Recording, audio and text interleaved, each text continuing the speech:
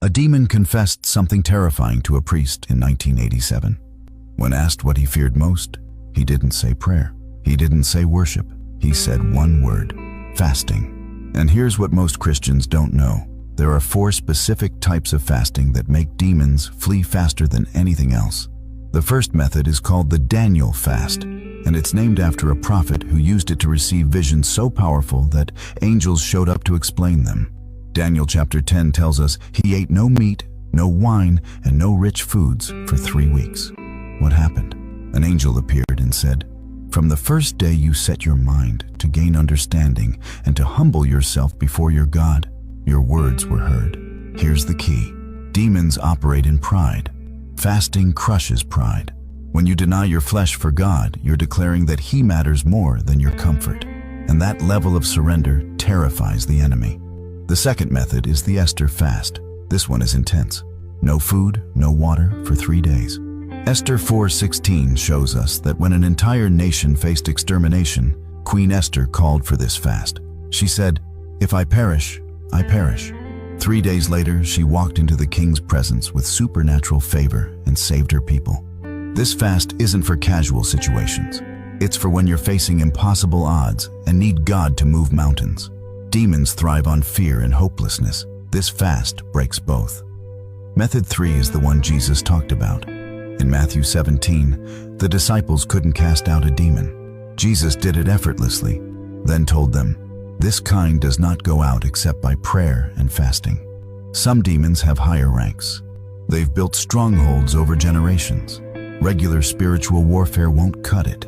You need the authority that comes from complete dependence on God. This is typically a prolonged fast, several days or even weeks, with consistent prayer. Moses fasted 40 days before receiving the 10 Commandments. Jesus fasted 40 days before starting his ministry. Both faced demonic opposition immediately after. Both won. The fourth method is the most accessible, the partial fast. You skip 1 or 2 meals and dedicate that time to prayer instead. Acts 13:2 says, "While they were worshiping the Lord and fasting, the Holy Spirit said, 'Set apart for me Barnabas and Saul.'" Notice what happened during their fast? The Holy Spirit spoke clearly. Fasting doesn't just weaken demons. It sharpens your spiritual hearing. You start discerning things you couldn't before. Lies lose their power. Temptations lose their grip. Your spirit becomes stronger than your flesh. Here's what ties all 4 methods together. Sacrifice.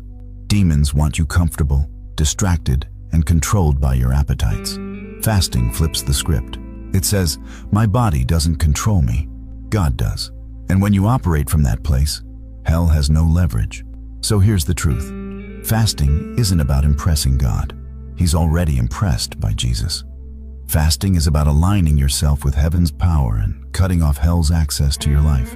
Every time you fast, you're making a declaration. My appetite doesn't run me, God does. And demons can't stand against that kind of surrender. If you've been battling something that won't break, an addiction, a stronghold, a situation that keeps recycling, maybe it's time to try what Jesus recommended. Pick one of these 4 methods. Start small if you need to. The Daniel fast is a great beginner option. The partial fast works for busy schedules. But whatever you choose, commit to it with prayer. Don't just skip meals. Replace them with God. Remember what that demon confessed in 1987? He feared fasting, not because it's magic, but because it proves you're serious. And when hell sees a Christian who's willing to sacrifice comfort for God's presence, they know they're dealing with someone dangerous. If this opened your eyes to something you've been missing, don't keep it to yourself. Share this with someone who needs to know that their breakthrough might be one fast away.